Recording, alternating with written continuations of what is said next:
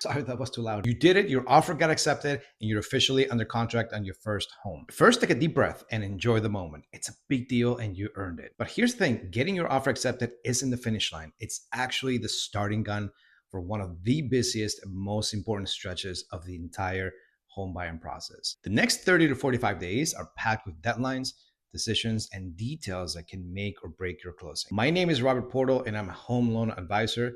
My team and I have helped hundreds of families across the nation navigate the home buying process while making it stress-free. So in this video, we're walking through exactly what happens after your offer is accepted, step by step, so you know what's coming, what's expected of you, and how to get to closing day without major surprises. All right, let's get into it. Step one, open escrow and submit your earnest money deposit. The first thing that happens after your offer is accepted is that escrow gets opened. Escrow is essentially a neutral third party, typically a title company or escrow company that holds funds and documents during the transaction. They make sure everything is handled properly and that nobody gets paid until all conditions of the sale have been met. Within the first day or two of going under contract, you'll need to submit your earnest money deposit or EMD. This is a good faith deposit that shows the seller you're serious.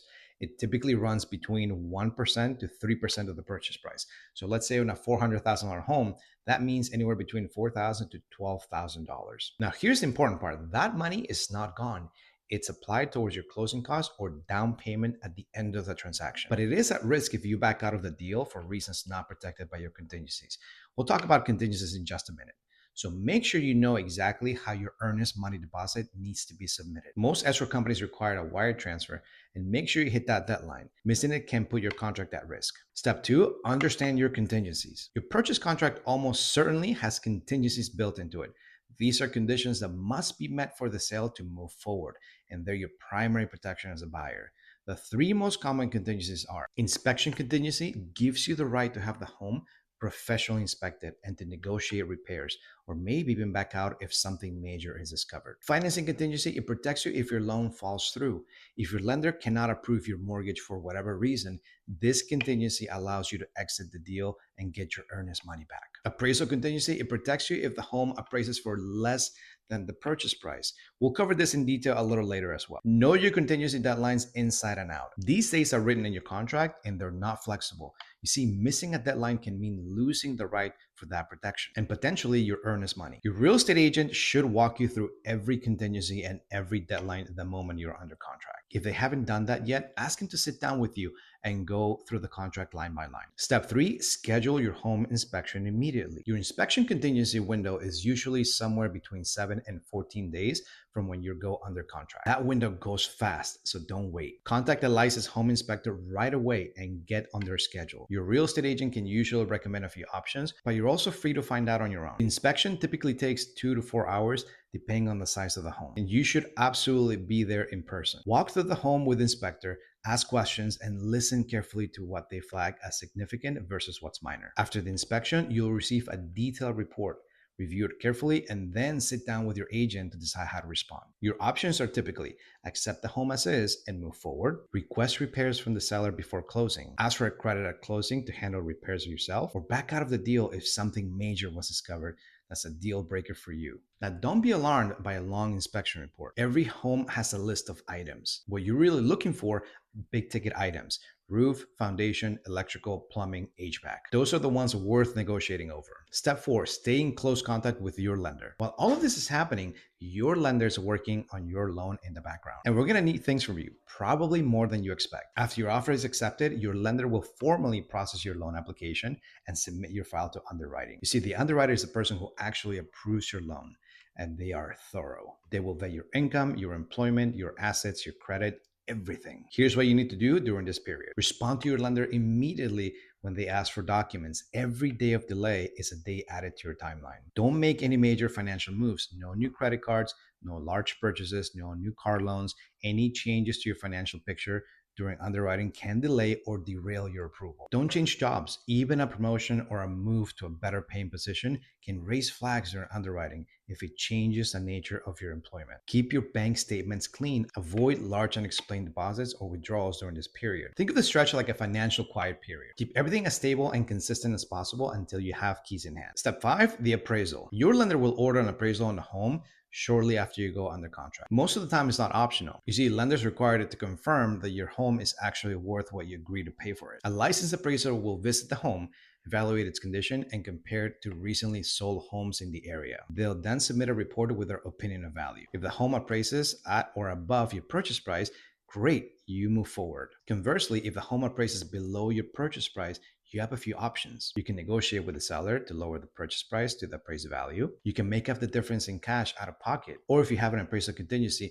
you can exit the deal and get your earnest money back. This is exactly why the appraisal contingency matters and why you should think carefully before waiving it. Before we keep going, if this video is helping you feel more confident about the process, hit that subscribe button. We post videos every week covering the home buying process in plain English, specifically for first-time home buyers. No confusing terminology, just the stuff that actually matters. All right, let's get back into it. Step 6, title search and title insurance. While your loan is being processed, that title company is doing their own work behind the scenes, running what's called a title search. Title search is a review of the home's ownership history to make sure that the seller actually has the legal right to sell it and that there are no outstanding claims against the property. Things like unpaid liens, back taxes, or unresolved legal disputes can all show up on the title search, and any of those issues need to be resolved before the sale can close. You'll also be purchasing title insurance as part of your closing costs. There are two types: a lender's policy, which protects your lenders, and an owner's policy, which protects you. The owner's policy is a one-time fee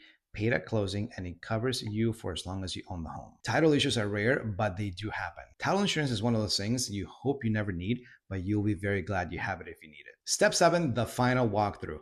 A day or two before closing, you'll have the opportunity to do a final walkthrough of the home. This is your last chance to inspect the property before it becomes yours. Here's what to look for during your final walkthrough. Are all agreed upon repairs completed? Are all appliances and fixtures that were included in the sale still there and in working order? Has the seller removed all of their belongings? Is the home in roughly the same condition as when you made the offer? If something is wrong, such as a repair wasn't done, an appliance was removed, there's new damage, this is the time to raise it. Your agent can contact the seller's agent to address the issues before you sit down at the closing table. Don't skip the final walkthrough and don't treat it as a formality.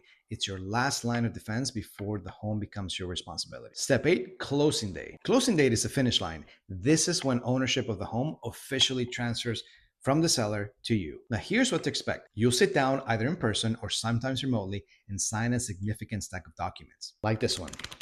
Your closing disclosure, which you should have received at least 3 business days before you close, will outline every single cost and credit associated with the transaction. Review it carefully before you show up and ask your lender to walk you through if anything is unclear. You'll also need to bring your down payment and closing costs in the form of a wire transfer or cashier's check. Personal checks are not accepted at closing. Your escrow company will give you exact wire instructions in advance. And a word of caution, wire fraud is a real and growing threat in real estate. Always verify wire instructions by calling the escrow company directly using a phone number you looked up yourself.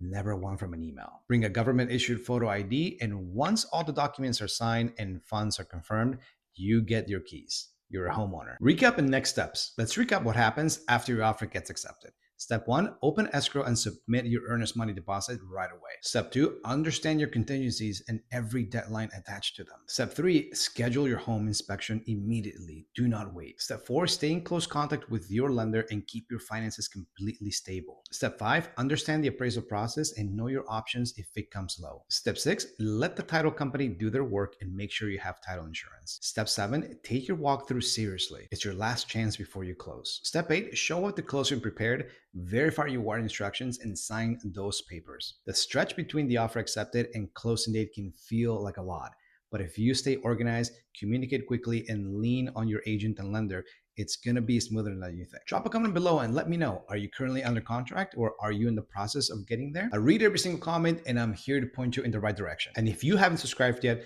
we post every single week to help first-time home buyers like you get to the closing day with confidence. See you in the next one.